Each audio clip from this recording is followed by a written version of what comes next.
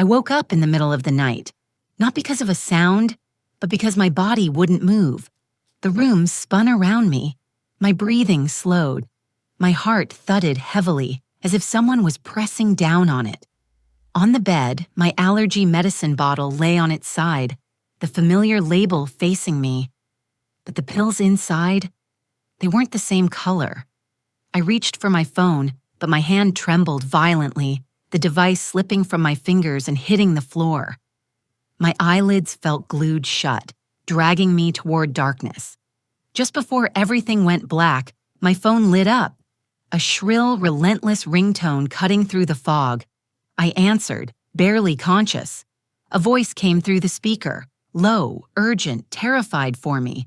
"Ma'am, this is the police. We need to talk about your sister and what she tried to do to you tonight." The room shattered. I couldn't speak. I couldn't breathe. And then the officer added one more sentence, the one that froze the little life left in me. She wasn't acting alone. The officer kept talking, but the words twisted and warped in my ears, as if they were coming from underwater. I tried to sit up. My body didn't respond. The sedatives, the sleeping pills, whatever my sister had switched them with, were pulling me down like sinking weights tied to my limbs. "Ma'am, stay on the line. An ambulance is on its way," the officer said. His voice cracked, not with impatience, with fear. I forced my gaze toward the nightstand. The pill bottle sat there, its cap slightly open, the label perfectly printed, but not the one the pharmacy used. My vision blurred in and out like a dying flashlight. I could barely see the shape of the doorway until a shadow passed in front of it. A figure, someone standing just outside my room, still, watching. "Is someone with you?" the officer asked. I tried to speak, only a broken whisper escaped. The shadow moved, slowly, deliberately. Then, my front door slammed shut. Footsteps, rushing, leaving. I gasped, a sharp sting of terror jolting through my half-paralyzed body. "Ma'am, listen to me," the officer said, more urgent now.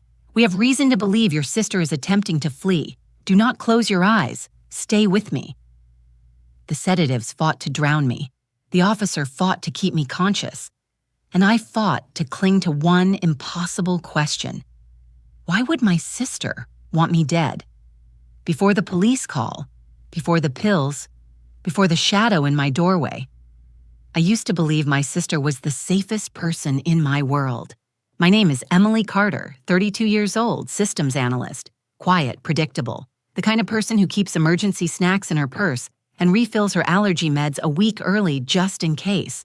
I wasn't extraordinary, just careful, methodical, soft-hearted. Too soft, maybe. People used to tell me, "You're lucky to have an older sister like Claire," and for most of my life, I believed them. Claire was charismatic, bold, the kind of woman who walked into a room and everyone turned because she glowed, or because she demanded attention. I never asked which one. Growing up, she was the protector, the fighter, the one who stood in front of me during thunderstorms and whispered, "Don't worry, I won't let anything hurt you." But somewhere between childhood and adulthood, the roles shifted. Not all at once, more like tiny fractures in a wall, hairline cracks no one notices until the whole thing collapses. The first crack was when our mother died. Claire broke apart quietly, shattered in places she refused to show. I tried to hold her together, but I didn't realize she had started taking pieces of me to rebuild herself. Then came her job loss, her mounting debt, her late-night calls, asking if I could spot her just this once, her voice trembling between shame and entitlement. I told myself it was just stress, that she still loved me, that we were still sisters.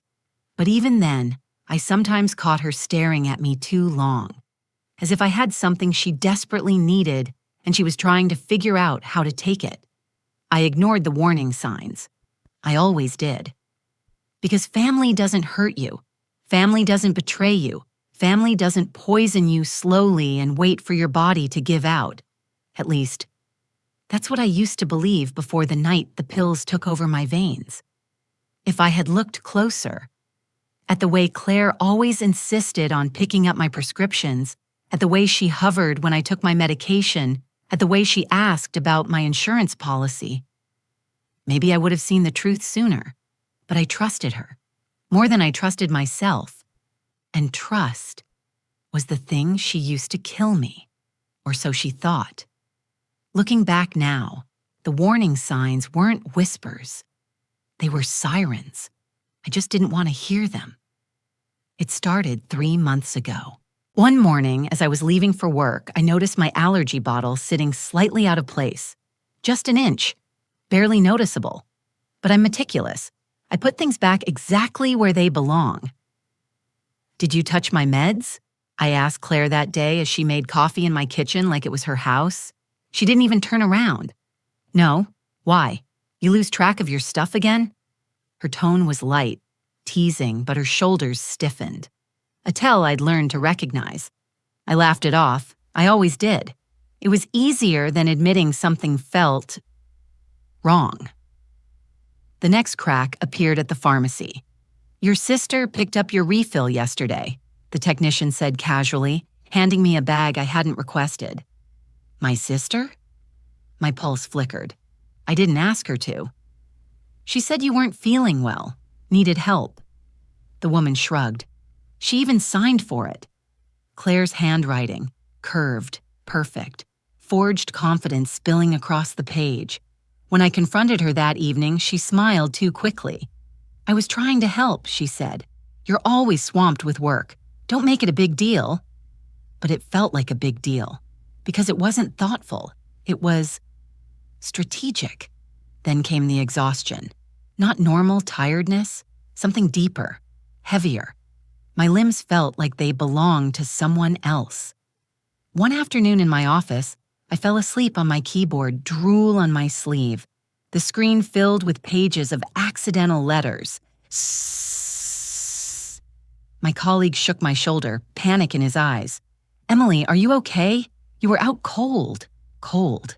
Yes, that's how it felt, like I was slowly freezing from the inside. I went to urgent care that evening. The nurse squinted at my bottle. "This label doesn't match our database," she muttered.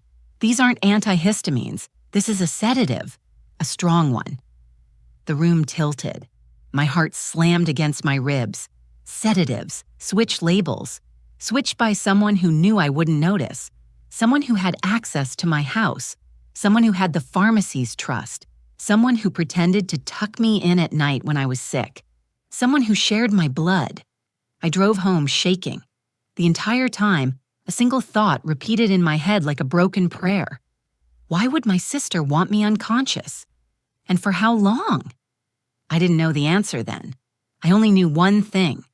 The truth was coming for me, and it wouldn't be gentle. The night I discovered the sedatives, I drove home in a storm that seemed to mirror my chest. Wild, frantic, unforgiving. Rain hammered the windshield so hard I could barely see the road. But I kept driving, gripping the steering wheel like it was the only thing holding my life together. Every red light felt too long. Every shadow on the sidewalk felt like it was watching me. My heartbeat synced with the wipers, harsh, repetitive, refusing to calm. When I finally pulled into my driveway, a shiver crawled up my spine. Claire's car was parked outside. She never came over without texting first, never. My keys rattled in my hand as I stepped inside. The house was quiet, too quiet. Not peaceful, but expectant, like the walls were holding their breath. "Claire?" My voice cracked. Silence answered. I flicked the lights on. The living room looked normal. So normal it felt staged.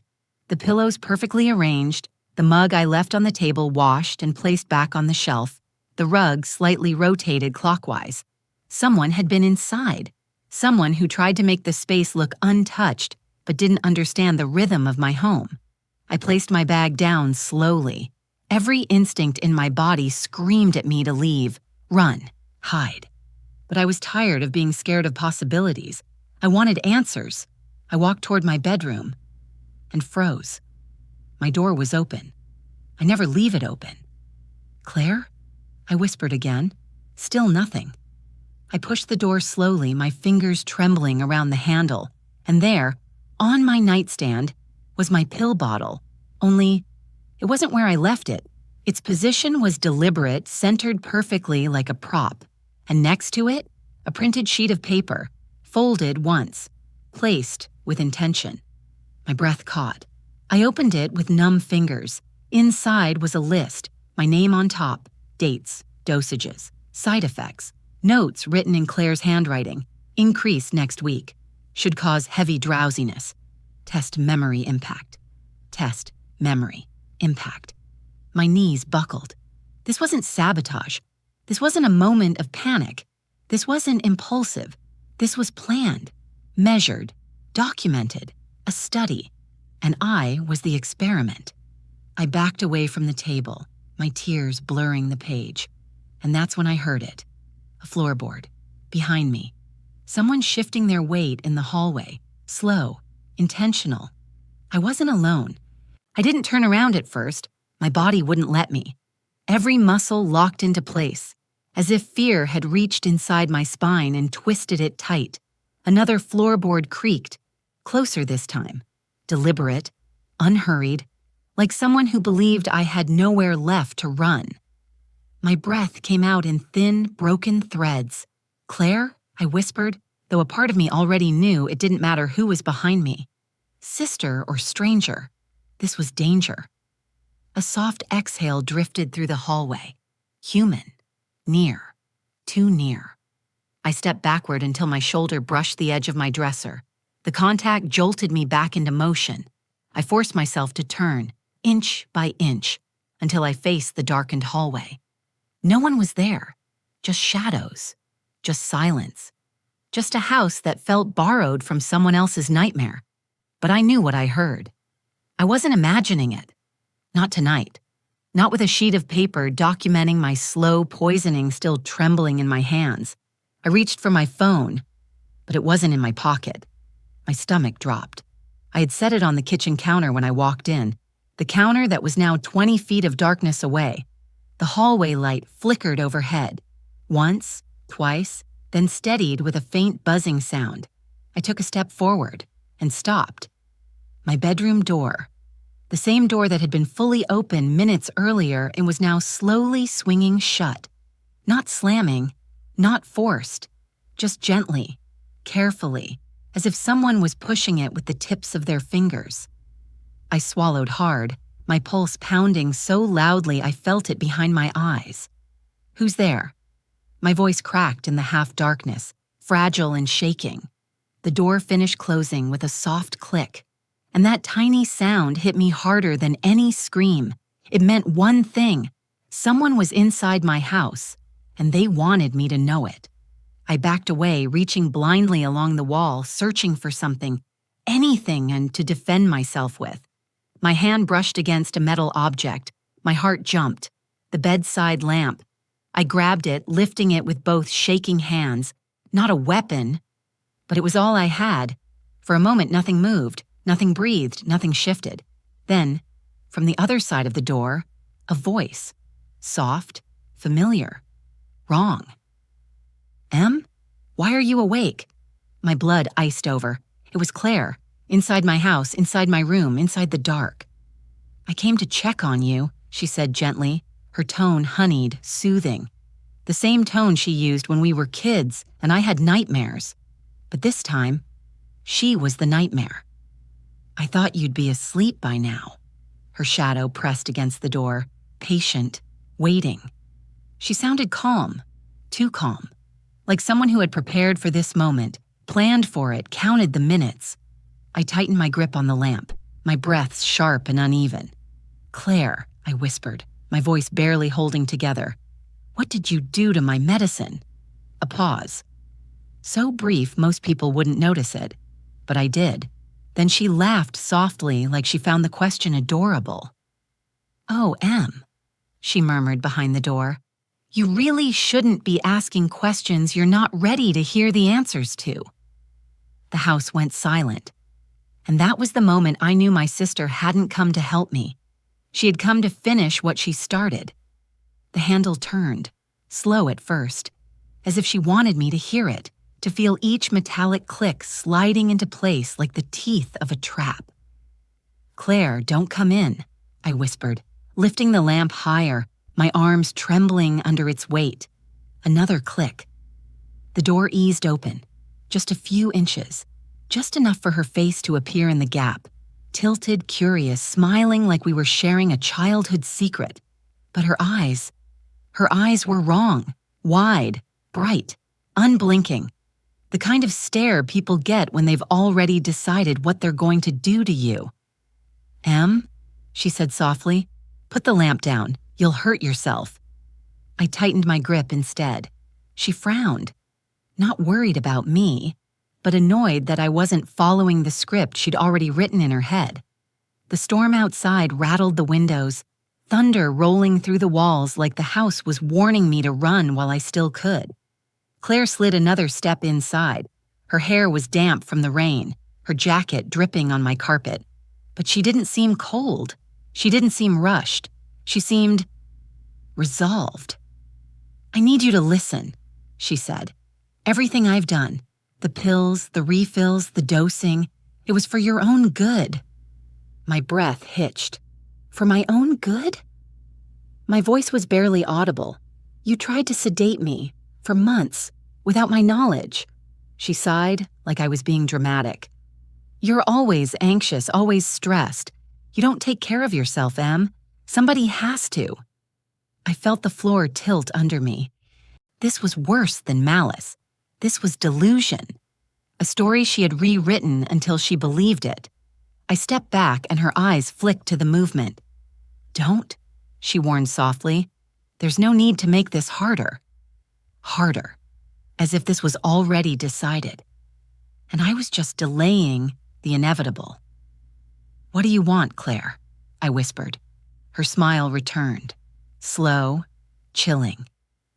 "I want us to go back to how things were, when you depended on me, when you needed me, when I wasn't the one who lost everything." My stomach twisted. This wasn't about pills. This wasn't about helping. It was about control. Control I didn't know she was losing until she decided to take mine with it. She took another step closer. "Give me the lamp," she murmured, her voice syrupy and coaxing, like she was trying to soothe a frightened animal. Lightning flashed, illuminating her face. She wasn't soothing anything. She was hunting. My heartbeat hammered in my ears. "Claire, stay back." But she didn't stay back. She lunged. Her fingers brushed my wrist. Cold, desperate, determined. And in that exact moment, my phone rang from the kitchen counter. That shrill tone, the same tone from earlier, cut through the dead air. Claire froze. Just for a second. A single second. But it was enough for me to rip my arm free and stumble backward toward the hallway. She straightened slowly, breathing hard, jaw clenched. "You're not answering that," she said quietly. Her voice wasn't coaxing anymore. It was a command. But the phone kept ringing and ringing until her expression changed, confusion flickering across her face, because callers who give up don't usually try again. But this caller didn't stop. This caller wanted me alive, and that terrified Claire more than anything. The phone kept ringing, not a normal ring, not spaced, not pausing. It was urgent, sharp, the kind of call made by someone who already feared they were too late. Claire's face shifted, shock first, then calculation, then something darker. "Don't move," she said quietly. But I was already backing into the hallway, my fingers shaking around the lamp, my breath ragged and uneven. "Who's calling you?" Her voice sharpened, cutting through the air like a blade. I didn't answer. I couldn't, because the truth was hitting me harder than any impact could. Someone knew. Someone outside this house knew I was in danger. Claire seemed to understand that too, because panic flickered across her features, fast and ugly. She stepped toward me again. "Emily, stop. Don't make this worse." Worse? My mind spun. How much more was she willing to do? How far had she planned this? Was tonight supposed to be the end? "What did you do?" I whispered, the words trembling out of me. What did you plan for me? Claire's eyes hardened, not with hate, but with something even colder. Entitlement. You don't get it. You never get it, she snapped, her voice breaking for the first time. I carried you your whole life, Em. I sacrificed for you, and when I needed just one thing, you couldn't even help me. I blinked through the tears, burning my eyes. What thing? My voice was shaking. Claire, what are you talking about? She laughed, a hollow, cracked sound. My debt, Emily, my job, my life falling apart. You had everything, stability, money, peace, and you just sat there while I drowned. I tried to help you. Not enough. Her scream ricocheted off the walls, a sound so raw it shook something inside me. You don't get to live your perfect little life while mine burns to the ground. I won't let you leave me behind. Thunder crashed outside, rattling the windows. The phone call finally stopped. Silence, pure and heavy. Claire's shoulders relaxed, her expression smoothed into something eerily calm. There, she whispered. No more distractions. But before she could take another step, the phone started ringing again. Claire's eyes blew wide open. She spun toward the kitchen. Who keeps calling you? She hissed. The desperation in her voice wasn't for me. It was for herself. Her plan, her control slipping through her fingers. She lunged toward the sound. I lunged, too. In the opposite direction, my bare feet hit the hardwood.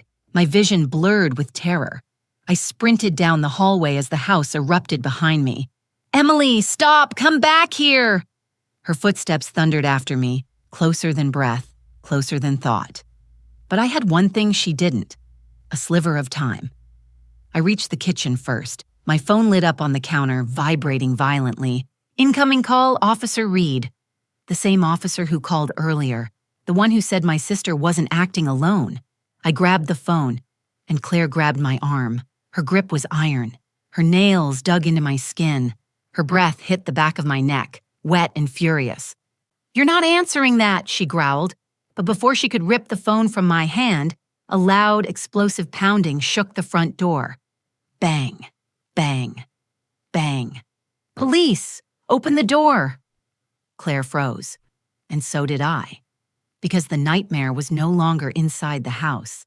It was now standing on the other side of my front door. The pounding on the front door didn't stop. Bang, bang, bang! Police! Open the door!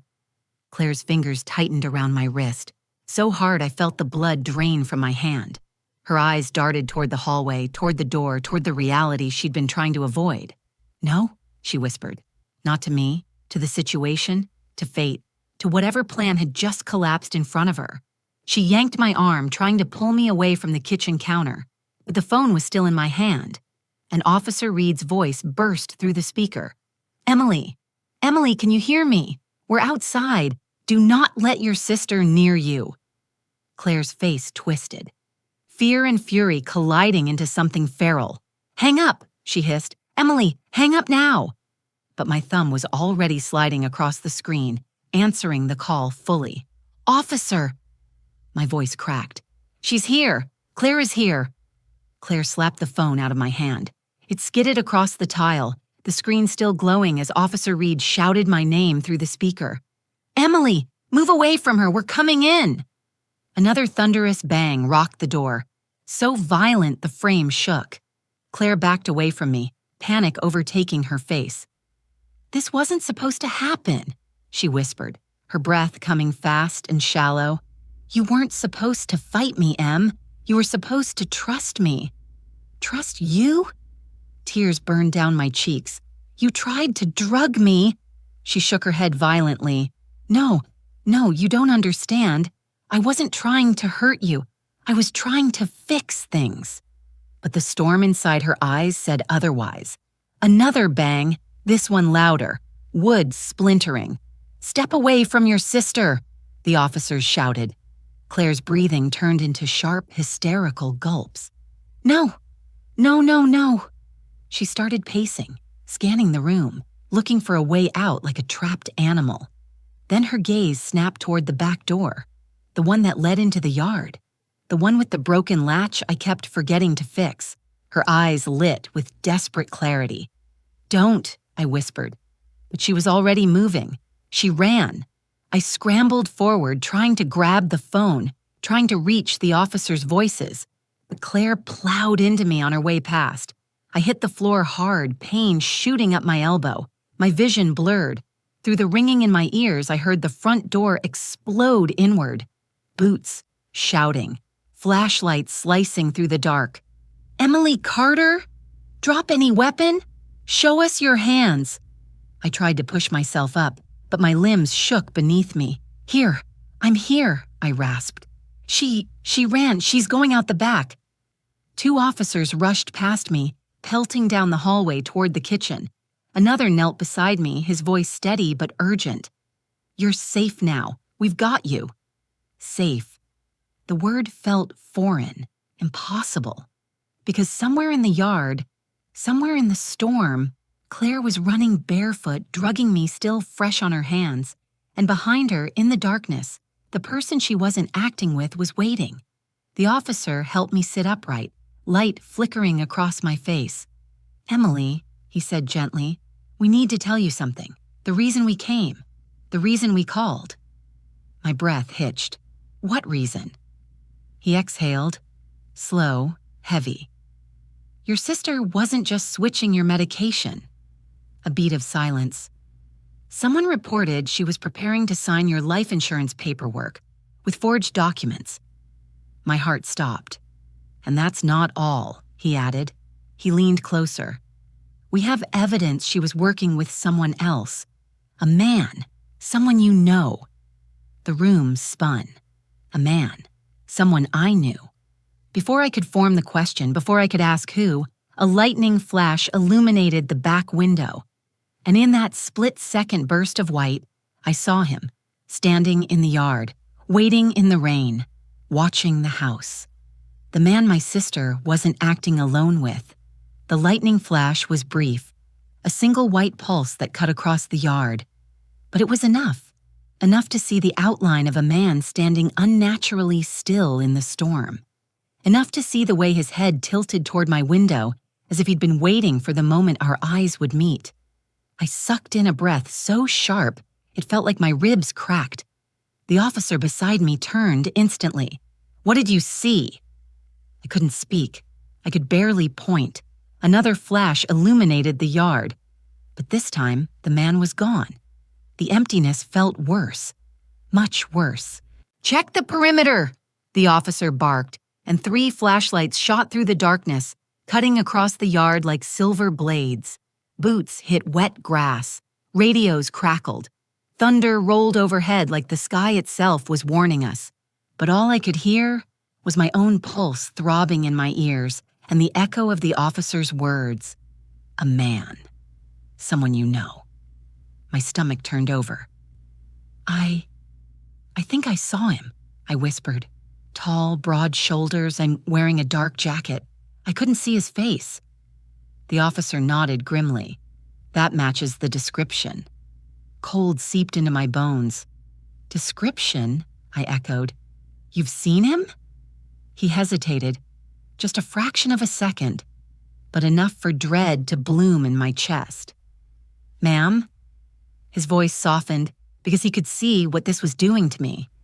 "We didn't just come here because of the medication report." He paused. I braced. "We came because a neighbor saw that man enter your house earlier tonight." My throat closed. "What?" My voice came out thin, strangled. He was inside? In here?" The officer's jaw tightened. "Yes." I staggered backward, nausea twisting violently inside me, inside my home, while I slept, while Claire stood over me with pills and forged labels, while I slipped in and out of consciousness thinking I was imagining footsteps. I wasn't imagining anything. A second officer rushed in from the backyard. "No visual, he's moving fast, could be gone." Gone. Gone for now. The first officer looked at me again, scanning my expression. "Emily, do you have any idea who he might be?" A man. Someone I knew. Someone close enough to be inside the biggest betrayal of my life. Faces flashed in my mind. Coworkers, neighbors, old friends, past boyfriends. And then, like a film reel snapping into place, one name surfaced. One memory. One man who should have been impossible. My breath stilled. Because he had a history with Claire. A violent one.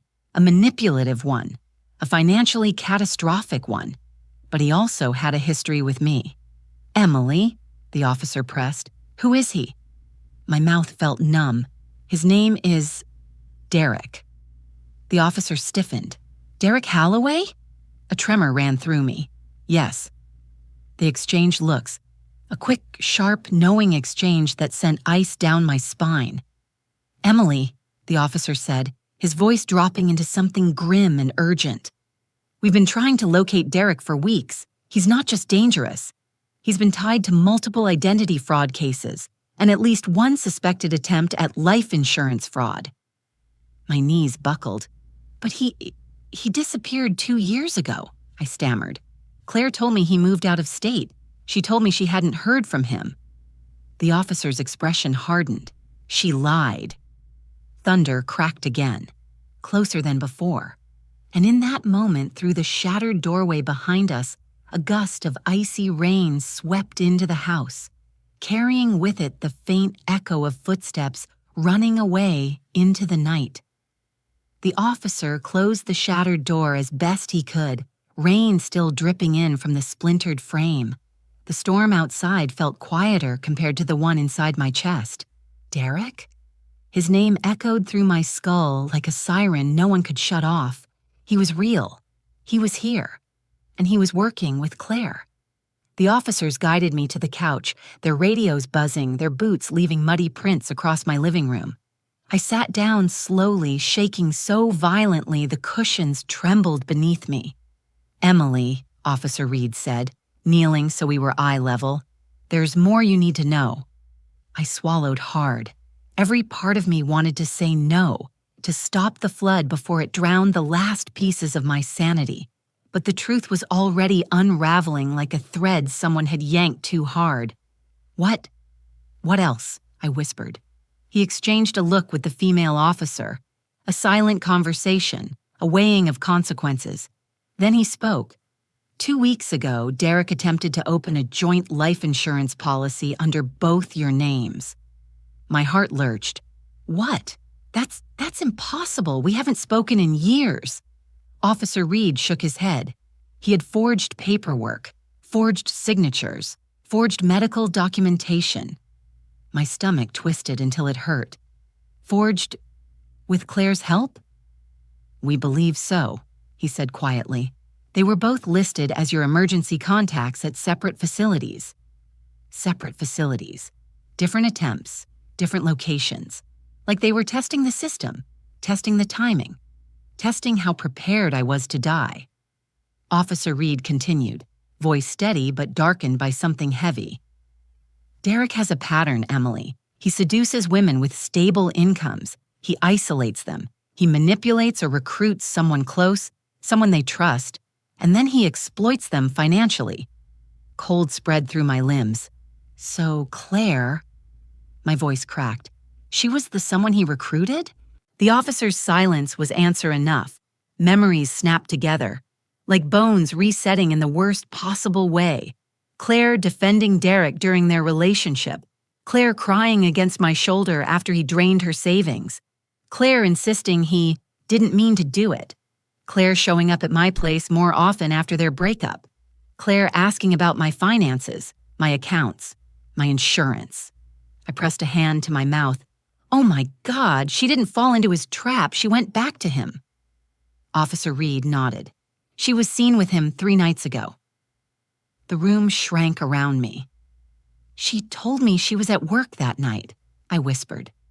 She lies easily, the female officer said gently, especially when she believes it's for a greater cause. A greater cause? Me, my life, my insurance policy, my death? Officer Reed took a slow breath. Emily, Derek wasn't here tonight just to help her escape. We believe he came here to ensure the original plan succeeded. Claire's panic disrupted it. But he wasn't leaving without confirming something. My blood ran cold. Confirming what? The officer's expression didn't soften. He didn't cushion the truth. He didn't shape it into something survivable. He delivered it raw. Whether you were dead. The world tilted. My lungs seized. A sharp ringing filled my ears. And suddenly the storm outside felt quieter than the one inside me. I was never supposed to wake up, I whispered. No, he said gently. You weren't. The female officer placed a blanket over my shoulders, but nothing could warm me. And Emily, there's more. My chest tightened. More? Officer Reed hesitated, and that alone terrified me. We found something in Claire's car parked outside. He reached into a plastic evidence bag and pulled out my spare house key, the one I thought I'd lost, the one I had searched for weeks, the one Claire had stolen. She had access. She had opportunity. She had motive. And Derek had everything else. Footsteps sounded outside again, officers sweeping the property, searching for the man in the storm. Emily, the female officer said softly, until we locate Derek. You cannot stay here. My vision blurred at the edges. Where do I go? Officer Reed's answer chilled me deeper than any rain. With us, he said, now, because the man you saw in your yard, that wasn't a random appearance. A beat of silence. He was circling the house before we arrived. We believe he was preparing to come back in. They escorted me outside through the shattered doorway, their flashlights cutting through the rain like sharp white blades, slicing open the night. My feet felt numb against the pavement. My thoughts, even more so. Claire had stolen my key. Derek had been inside my house. My life had been a blueprint, mapped, measured, manipulated by the two people who should have stayed far away from each other. But they had found each other again, and they had found me. A police car door opened, but Officer Reed didn't guide me inside yet. Instead, he turned to the other officers. Check her vehicle, check her trash bins, every drawer in the house. They were planning something long-term. There will be traces. His voice was crisp, controlled, but there was something underneath it, a simmering anger at what I had been enduring without even knowing. Rain dripped from my hair into my collar. My teeth chattered, though I wasn't cold. The female officer stepped beside me. Emily, I'm so sorry, but you need to know you're not safe here. Safe. The word felt fictional. Another officer jogged up through the rain, holding a plastic evidence bag high above his head to keep water from ruining the contents. Reed, you need to see this. Inside the clear bag was a small, leather-bound notebook. My stomach dropped instantly. I knew that notebook. I knew it like I knew my own breath. It belonged to Claire. My mother had given it to her when we were teenagers. A place for dreams, goals, plans. The irony almost made me sick. Officer Reed opened the notebook carefully under the bright beam of his flashlight. His brows furrowed. Emily, come look at this. My legs felt unsteady as I stepped closer, but when the pages came into view, my breath turned to sand in my throat. Inside the notebook were columns, neat, organized, disturbingly meticulous, date, dosage, expected symptoms, result lines and lines of them. Claire had been documenting the sedation of her own sister like a medical trial. I covered my mouth as tears blurred my vision. 2 weeks ago, 1 pill. Should cause mild fatigue. Result, she noticed nothing. 10 days ago, 2 pills. Cognitive slowdown expected. Result, she fell asleep at work. 3 days ago, 3 pills. Memory gaps likely. Result, she didn't remember dropping her phone. Yesterday, 4 pills. Should be enough. Enough for what? Officer Reed flipped the page. On the next sheet was a simple sentence. Derek says the paperwork must be submitted by Friday. The next line was worse. She won't fight. She trusts me. My knees buckled. The female officer caught my arm before I fell. Emily, deep breaths. You're okay, we're here. But I wasn't okay. I wasn't anywhere close to okay, because then Reed turned another page, and this one shattered me. It was a to-do list. Refill M's prescription print insurance forms, practice signature, replace labels, make sure M sleeps early Friday. Final step, final step, final step. A cold wave crashed over me, violent and suffocating. What was supposed to happen on Friday, I whispered. Nobody answered, not because they didn't know, but because they didn't want to say it out loud. One of the officers appeared in the doorway of my house, shouting, "We found something else!" We all rushed toward him. On my kitchen counter, laid out beside my scattered mail, was a folder I had never seen before. When Reed opened it, I felt my soul detach from my body. Inside were my birth certificate, my social security card, a printed death certificate template with my name on it and 3 versions of my forged signature. The room spun. The storm raged outside, but the real storm was inside my chest. Claire hadn't been trying to scare me. She hadn't been trying to control me. She hadn't been trying to fix things. She had been trying to erase me. Officer Reed closed the folder gently, as if the contents were made of glass. "Emily." His voice dropped into something low and grave. "Your sister didn't just plan to sedate you." He met my eyes. "She planned to replace your life." Lightning illuminated his face, hard and determined, and Derek was helping her do it. They moved me into the police cruiser, wrapping a thermal blanket around my shoulders as if warmth could undo the cold reality Claire had built around my life. Through the rain-streaked window, I watched officers fan out across the neighborhood, flashlights slicing through the darkness, radios crackling with tension. My home, the place I had once believed was safe, stood open and bleeding light into the storm, its door broken, its secrets spilled. Officer Reed slid into the front seat, radio pressed to his ear. "Units, be advised," he said. "Suspect Claire Carter is on foot, last seen heading north toward the tree line. Approach with caution. She may not be acting rationally." Rationally? The word tasted like iron in my mouth. Claire hadn't been rational for a long time. I just hadn't seen it. Or maybe I had, and I didn't want to believe it. Reed turned back toward me. "We're going to take you somewhere safe for the night. Once Derek is located, we'll—" His radio screeched. "Unit 7 reporting. We've got a visual on a female matching the suspect's description, moving fast through the woods behind Maple Ridge. Possible attempt to flee toward the creek." Reed cursed under his breath. "Damn it, she's heading toward the water." "The water," I whispered. He met my eyes through the rearview mirror. People run toward water when they panic. It hides footprints, slows pursuit. Sometimes, he stopped. Sometimes they don't come back out. My heart clenched. "No," I said quickly, even though Claire had just tried to erase me from existence. She wouldn't hurt herself."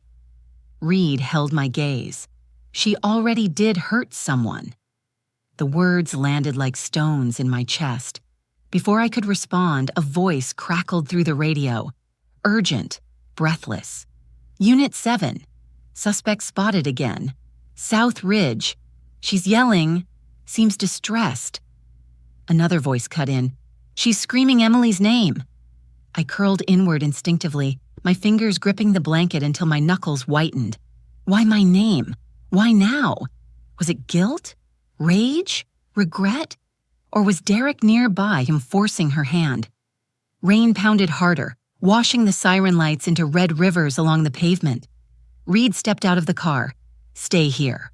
Lock the doors. We're going after her." Before I could plead with him not to leave, before I could say anything, he slammed the door shut and disappeared into the rain with the other officers, flashlights bobbing through the darkness. I was alone, in the back of a police car, wrapped in a blanket that smelled like antiseptic and wet nylon. My reflection stared back at me in the glass, pale, hollow-eyed, a woman whose life had been stolen before she even knew it was missing. Thunder cracked overhead, and from somewhere deep in the woods, a scream tore through the night. A woman's scream, raw and ragged. Claire! My entire body tensed. Another scream. Closer, followed by a muffled shout. "Don't come any closer! Stay away from me!" Then, "Derek, please." My blood iced. He wasn't gone. He wasn't running. He was with her. Reed's voice exploded through the radio. "All units, we have confirmation Derek Halloway is on scene. Repeat, he is on scene. Proceed with extreme caution. Suspect may be armed." Armed. Armed. My breath stuttered as I pressed a hand to my chest, trying to steady the frantic pounding underneath. The forest erupted with shouts. "Drop the weapon! We can see you, don't move! Claire, step away from him!" Rain drowned half the words, turning everything into a chaotic blur of sound. And then, one sound sliced through everything, a gunshot, sharp, hollow, final. I screamed. My hand slammed against the car window as I tried to see, to understand, to know who had fallen. The radio burst to life again. "Officer down! Officer down! Suspect fleeing north. Female suspect is still alive. Repeat, Claire is alive." My heart nearly collapsed. Alive? She was alive, but Derek, he was still out there, still armed, still hunting. And the worst realization hit me like a collapse of the ground beneath my feet. If he escaped, he would come looking for the one thing Claire had failed to secure, the asset she couldn't finish, the signature he never obtained, me. The night tore open around me, sirens shouting, rain hammering the roof of the cruiser. But my mind had gone frighteningly still. A gunshot, an officer down, Claire alive, Derek fleeing, and me, the only loose end left in their plan. The back door of the cruiser flew open. The female officer rushed in, drenched and shaking. "Emily, out now! We need to relocate you before he doubles back." But before she could pull me from the seat, a voice echoed through the woods. "Emily!" Not angry, not furious, broken. I froze. The officer cursed under her breath. "Stay here," she ordered, slamming the door. I pressed against the window, heart clawing at my ribs. Through the strobing red-blue lights, I saw two officers dragging Claire out of the trees. Her hair plastered to her face, mud streaked across her clothes, her hands shaking violently as they were cuffed behind her back. She didn't look like a monster. She looked like someone whose world had collapsed and was trying to pick up the shards with bleeding hands. She saw me through the rain. Her whole body lurched forward. "Emily, Emily, please," she sobbed, her voice cracking open like something inside her finally broke. "I didn't want to hurt you. I swear I didn't." Officer Reed shoved her back gently but firmly. "Ma'am, you need to stay still." She didn't listen. Her knees gave out and she fell into the mud, still screaming my name. "Em, you have to listen. Please, please listen. I didn't want to do it. I didn't want to, but he made me." Made her. The word stabbed straight into my lungs. The female officer returned and opened my door again. "You don't have to hear this," she said softly. But I did. I stepped out. My legs barely held. The rain felt like needles on my skin. Claire lifted her head, eyes wild and hollow, as if she was drowning and I was the last air she'd ever see. "Emily," she choked. "I never meant for it to go this far." I stared at her. The sister who used to braid my hair before school, who held my hand during thunderstorms, who whispered that she'd always protect me. "What did you do?" My voice didn't sound like mine. Claire sobbed harder, the kind of cry that tears something inside a person. It started with money, just money," she rasped. "I was drowning, Em. I lost everything. I didn't know what to do." I said nothing. "And then Derek came back," she whispered. "He said he had a plan. He said you wouldn't suffer. He said—" Her voice cracked. "He said we could fix our lives again." Fix. The word made bile rise in my throat. "You drugged me," I whispered. "You documented it. You planned to file my death certificate." Claire's face twisted in agony. I thought I thought it would be fast, peaceful. He told me you wouldn't feel anything. He said you'd be asleep. He said you wouldn't be scared. My chest cracked open. And you believed him? The words trembled out of me. You believe the man who drained your savings, who lied to you, who used you, who disappeared for years. You believed him over your own sister? Her answer came immediately. Yes, because he was the only one who looked at me like I mattered. Rain blurred everything around us. Officer Reed tightened his grip on Claire's cuffs. That's enough, he said quietly, but Claire frantically shook her head. No, she needs to know the truth. She looked at me again, eyes burning with desperation and guilt and a madness I didn't recognize. Emily, he wasn't planning to run tonight. My pulse stumbled. What? He didn't come here to escape, she whispered. He came to finish the job, to make sure the paperwork could be filed. My knees buckled. He said the window was closing, that if you woke up again, everything would fall apart.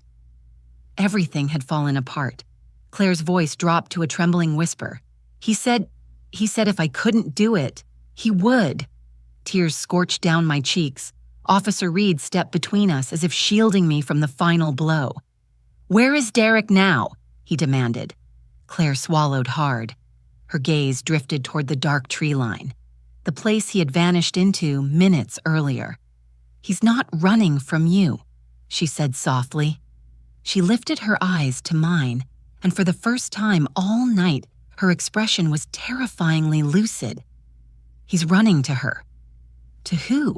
Officer Reed asked. Claire's lips trembled. To Emily. He's going after Emily. My heart stopped. He told me, she whispered, if the police showed up, he'd take her himself. He said there was no point in splitting the money if only one of us was willing to do what needed to be done. Officer Reed's radio burst alive with urgent shouting. Unit 3, movement on the east side. Dark figure heading toward the road, heading toward the patrol cars. Suspect believed to be... The radio cut off abruptly. Then, bang, bang.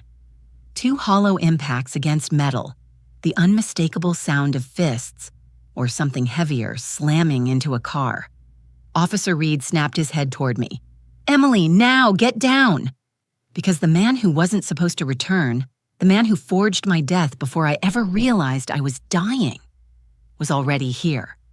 Officer Reed shoved me behind the cruiser just as another bang shook the metal frame.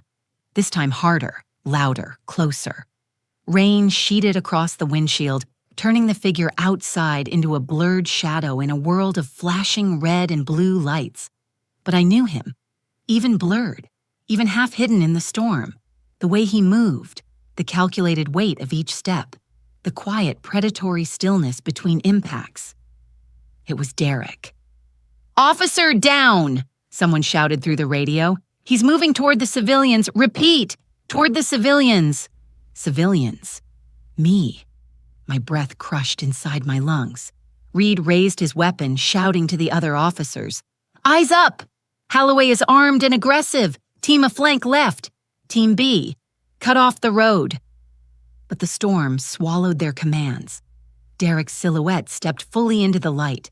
Rain streamed down his face, his dark jacket plastered to his body, one hand behind him gripping something long, metal, heavy, a crowbar. Lightning cracked above us, illuminating his expression, calm, smiling, like he was arriving at a long-awaited appointment. Emily, he called softly. It didn't sound like a greeting, it sounded like a promise. Reed shoved me lower behind the cruiser. Do not move, he ordered. Do not speak. We'll handle him. But Derek's smile widened. You're making this harder than it has to be, he said, voice disturbingly gentle. Claire was supposed to keep you asleep. Behind us, Claire screamed from the mud, thrashing against the officers restraining her. Derek, stop! She's not part of it anymore. Stop! Stop! But Derek ignored her entirely. His eyes never left mine. You should have just trusted your sister, he said. She wanted to end things quietly, cleanly, without fear. My heart slammed against my ribs. Instead, he continued, you woke up. You ran. You called the police. And now everything is messy. Another officer stepped forward. Holloway, drop the weapon. Derek tilted his head, amused. You think I'm here to fight you? He chuckled softly. I'm here to finish paperwork. My blood froze. Paperwork. Me. The female officer grabbed my arm. We need to move you now before he charges. But before we could stand, Derek raised the crowbar and slammed it into the hood of the cruiser. Boom! Metal dented. The car rocked. Rain exploded upward from the impact. Another hit, this one inches from my face behind the glass. Reed fired a warning shot into the air. Drop it or we fire! Derek didn't flinch. He stepped closer. Too close. So close I could see the water dripping from his eyelashes. Emily, he murmured, your policy payout was going to save us all. Claire's debts, my restitution, our new start. I felt the world tilt. We just needed your signature, he said, voice soft as a lullaby. And since we couldn't get that, his smile sharpened. We don't need your signature anymore. Reed fired again, a real shot this time, but Derek moved fast, ducking behind the cruiser. Move, move! Officers yelled. Rain turned to chaos, boots splashing, radios blaring, flashlights whipping through the dark. The female officer yanked me backward. We're relocating you now! But as we ran toward the second cruiser, a figure stepped out from behind a tree, cutting us off. Claire! Her hands were cuffed, her face streaked with rain and mud and tears, but she had broken away from the officers in a moment of pure desperation. Stop, she screamed at me. Not at the police, not at Derek, at me. I froze. She staggered forward, crying uncontrollably. Emily, listen, please listen. There's something I didn't tell them. Something I didn't tell anyone. The female officer shoved her aside. Get her back in custody! But Claire twisted, fighting like a trapped animal. No, she needs to know! Her eyes locked onto mine, pleading, terrified, raw. Emily, Derek wasn't planning to kill you. The female officer grabbed her arms, but Claire forced the words out through sobs. He was planning to kill me. Everything stopped. The rain, the shouting, my heartbeat. I was never meant to survive Friday, she sobbed. He said 2 deaths looked suspicious, but 1 looked natural. He needed you unconscious. He needed me gone. My vision swayed. Claire collapsed to her knees. I swear to God, Emily, I thought you were the target. I thought he loved me. I thought he needed me. She looked up, broken in a way I had never seen. He didn't. He needed you alive just long enough to inherit everything, and then sign it over to him. The female officer pulled her back, but Claire screamed over her shoulder. He doesn't want you dead tonight, and he wants to take you. A single deafening gunshot split the night. Not from police, from behind the cruiser. Reed shouted, He's moving! Sweep left! Flashlights whipped toward the road. Broken branches splashed footprints, mud streaks, and one chilling realization. Derek wasn't trying to escape the police. He was circling around to reach the one person Claire had just exposed as the true prize. Me. The rain turned to needles, sharp, cold, relentless. My pulse hammered through my throat as Derek vanished behind the destroyed cruiser, a shadow swallowed by the storm. Officers spread out in formation, weapons raised, flashlights piercing the darkness. Lock down the street! Watch the tree line! He's trying to flank us. But none of that mattered, because Claire's confession was still ringing in my ears. He wasn't planning to kill you. He was planning to kill me. He wants to take you. I didn't understand, not fully, not yet. All I knew was that the monster I feared wasn't running away. He was coming for me. The female officer pulled me by the wrist. Emily, move now. We need you inside the second cruiser. She didn't finish. Something slammed into her from the side. A blur of movement, a grunt. a sickening thud, and suddenly she was on the ground, rolling, gasping, fighting.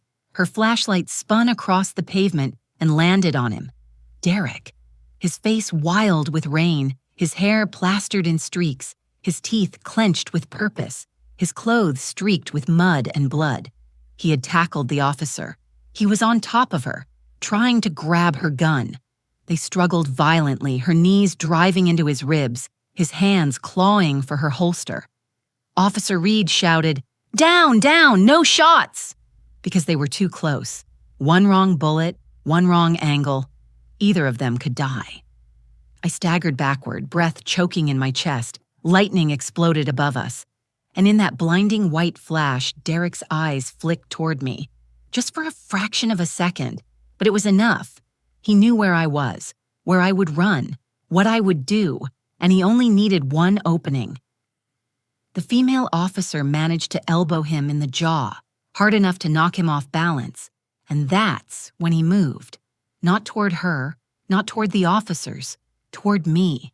He lunged so fast the world blurred. I turned, but his hand closed around my arm before I could take even one step. His grip was iron, bone-crushing, merciless. "Emily," he breathed.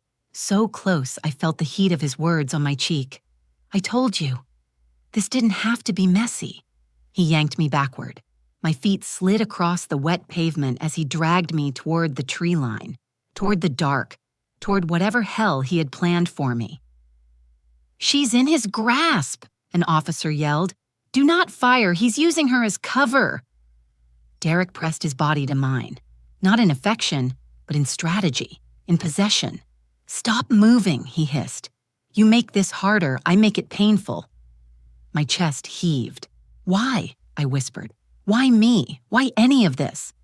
He smirked, a smile so calm it didn't belong to a man caught in floodlights and gunfire. "Because your sister was never meant to survive long enough to question anything," he said softly.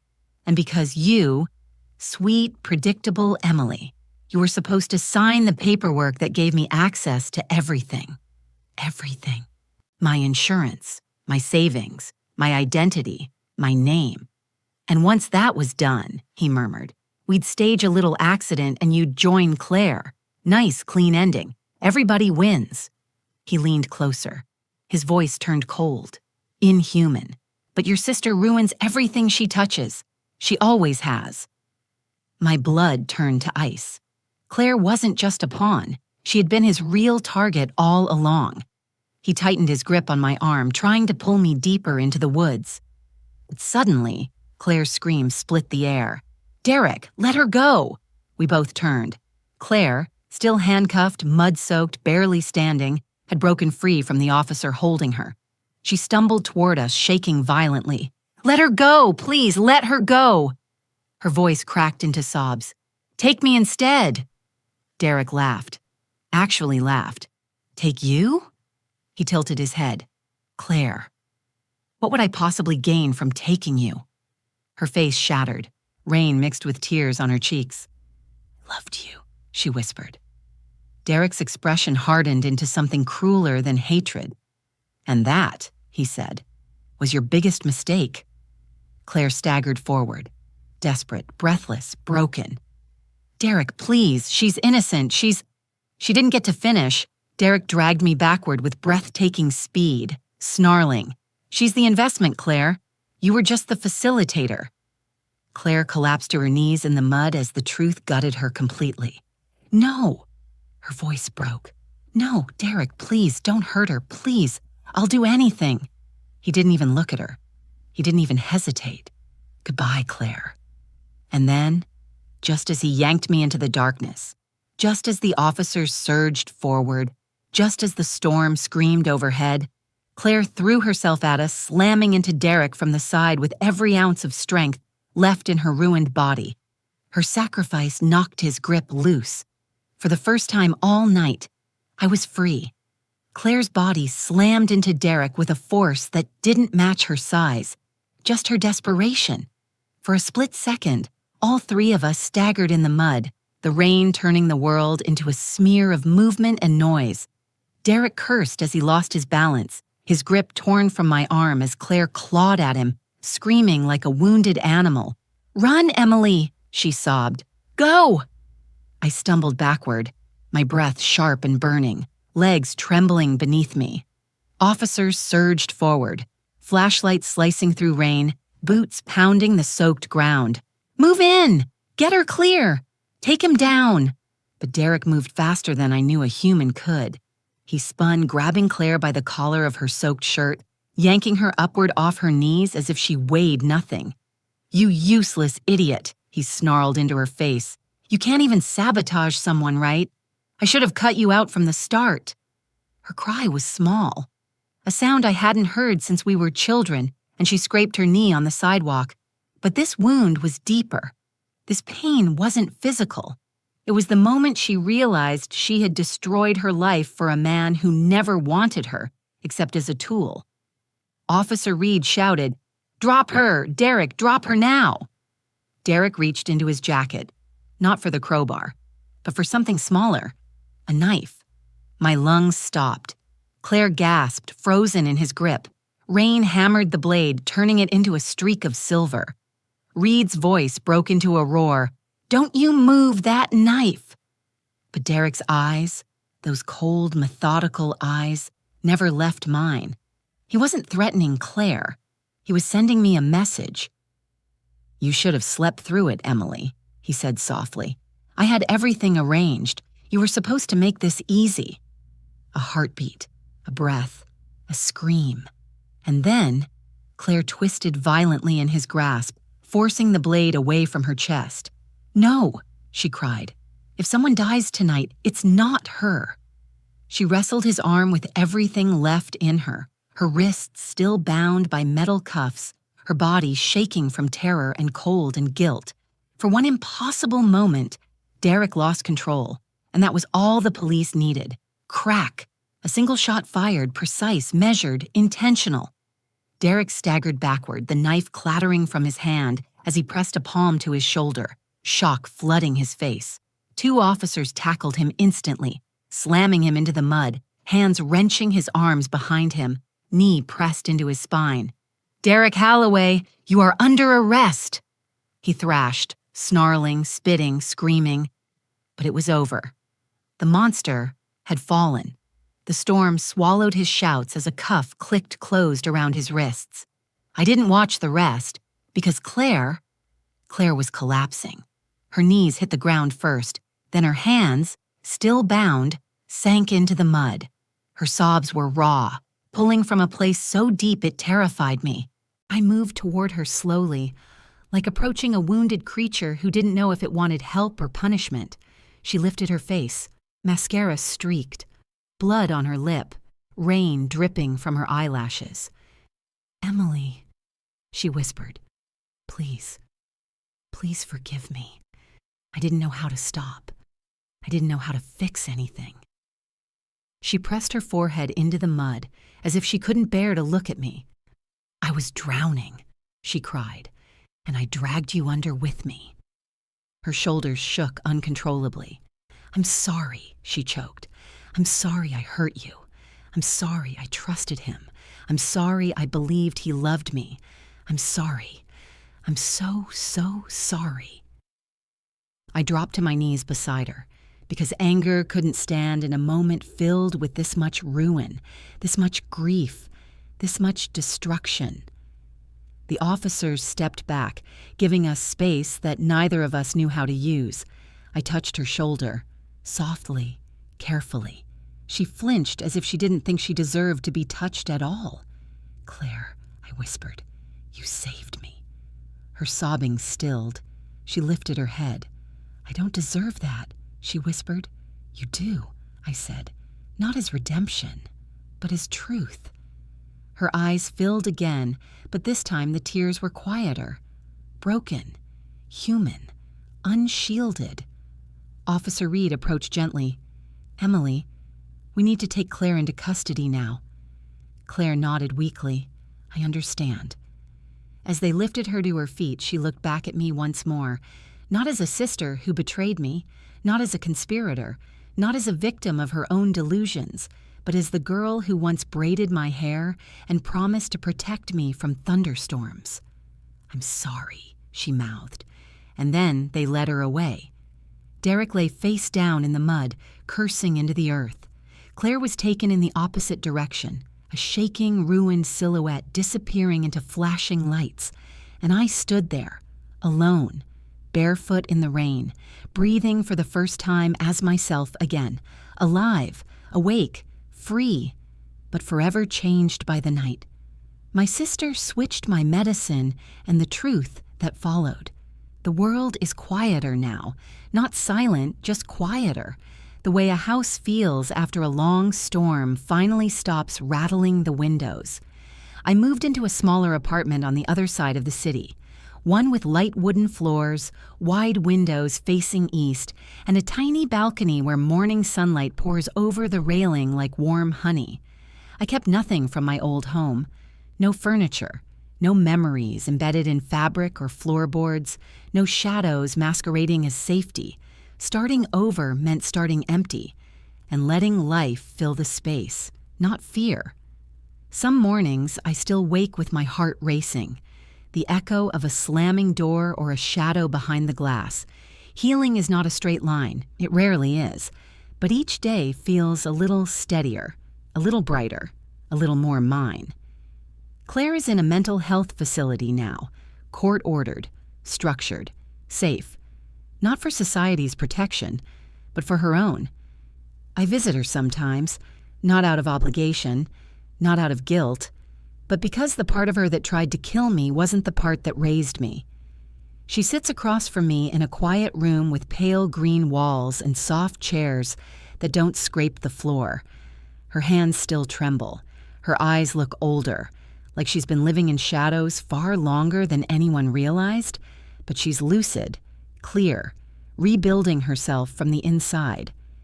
"Emily," she said last week, hesitant, hopeful, "do you hate me?" And for the first time, my answer didn't twist my stomach. "No," I told her.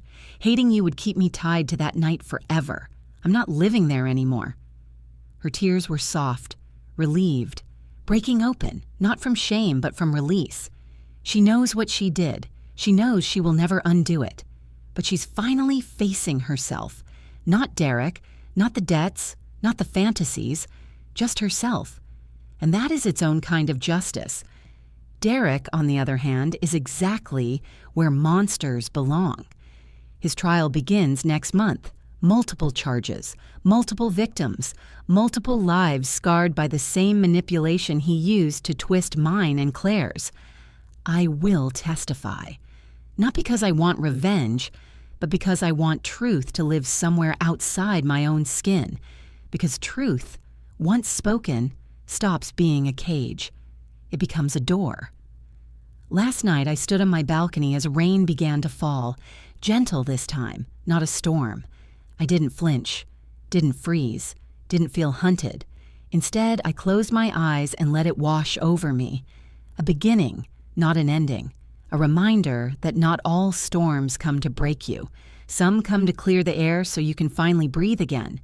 And for the first time since that night, the night my sister switched my medicine, the night the police revealed the truth, the night my entire world cut open and spilled out, I whispered something into the rain and meant every word. I survived, and I'm not afraid anymore.